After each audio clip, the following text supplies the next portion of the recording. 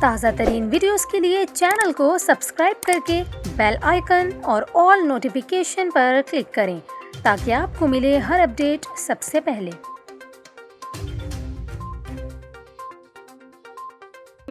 اور یہاں پر آپ کو خبر دیں، گلگت بلتستان کے ضلع استور میں 5.3 شدت کے زلزلے کے بعد آفٹر شاکس کا سلسلہ جاری ہے۔ زلزلے کے جھٹکوں کے باعث عوام شدید خوف و ہراس میں مبتلا ہیں اور -9 ڈگری کی شدید سردی میں شہریوں نے رات گھروں سے باہر گزاری۔ گلگت کے مختلف مقامات پر لینڈ سلائیڈنگ کے باعث ضلع استور کا دیگر اضلاع سے زمینی رابطہ منقطع ہو گیا اور انٹرنیٹ کی سہولت بھی متاثر ہے، جبکہ سکردو گلگت روڈ بھی 3 مقامات پر بند ہے۔